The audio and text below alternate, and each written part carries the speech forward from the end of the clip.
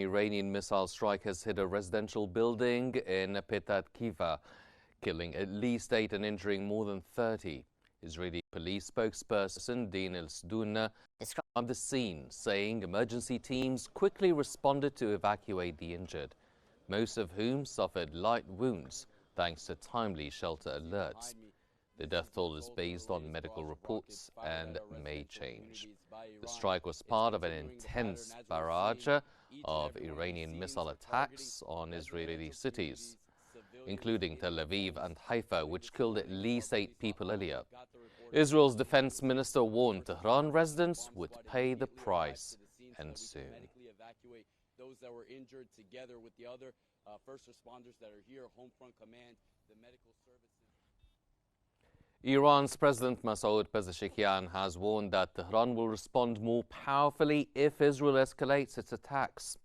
Pezeshkian accused Israel of acting with U.S. approval and said Iran's military has so far responded appropriately but will increase the severity of its retaliation if aggression continues. Iranian missile strikes overnight hit residential areas in Israel, killing at least 10 people. Iran reported 78 deaths from earlier attacks, including 60 in a single strike on a Tehran apartment block, half of them children.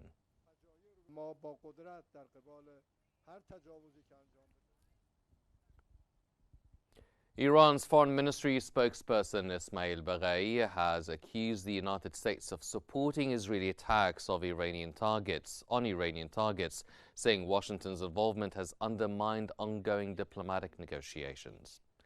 Speaking at a news conference in Tehran, Baghai said the U.S., as a permanent member of the UN Security Council, has a responsibility to recognize and condemn what he called Israel's aggressive actions.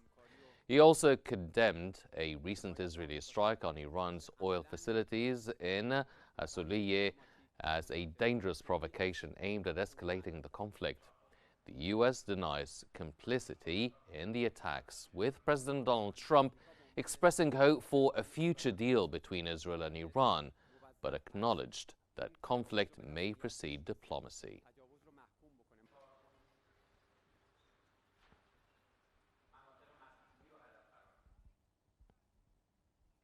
Iran's military spokesman Reza Sayed has issued a stern warning, urging Israel to leave the Palestinian-occupied territories as tensions between the two nations continue to escalate.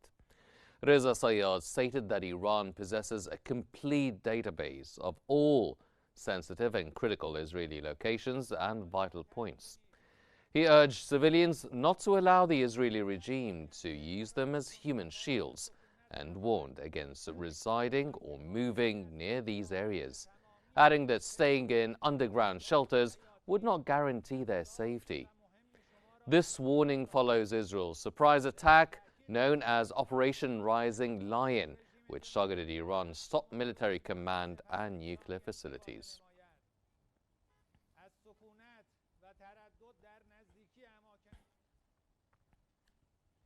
Iran's foreign ministry has confirmed that Parliament is drafting a proposal that could lead to Tehran withdrawing from the nuclear non-proliferation treaty.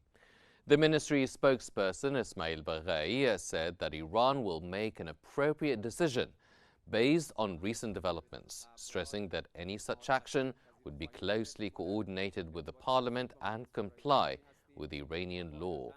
The NPT, signed by Iran in 1970, commits signatories to peaceful nuclear development and cooperation with the IAEA. While no formal decision has been made, the draft bill signals mounting pressure within Iran's political system in response to international accusations and military strikes.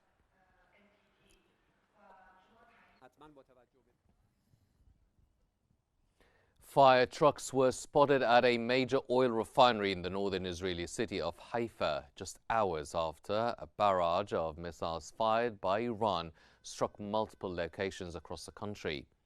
Israel's oil refineries reported damage to its pipelines and transmission lines in Haifa due to the missile strikes, as disclosed in a regulatory filing to the Tel Aviv Stock Exchange. The company confirmed no injuries or casualties at the sites and said that while some downstream operations were shut down, the refining facilities continue to operate.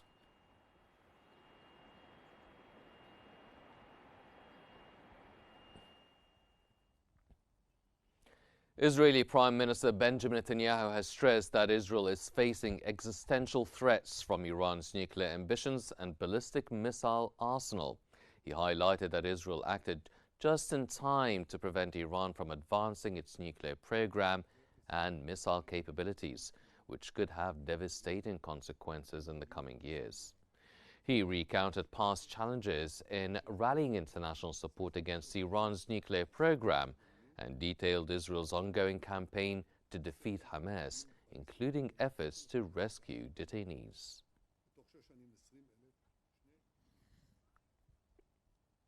Israel's occupation army chief Eyal Zamira has said that the ongoing conflict with Iran will bring difficult moments, but stressed the importance of following defensive guidelines to protect lives. He praised security forces for their efforts and vowed that anyone harming Israelis will pay a heavy price. Zamir also reaffirmed Israel's commitment to recovering detainees held by Hamas. The clashes between Israel and Iran have intensified since Friday's strikes targeting Iran's nuclear and missile programs, raising fears of a broader regional war.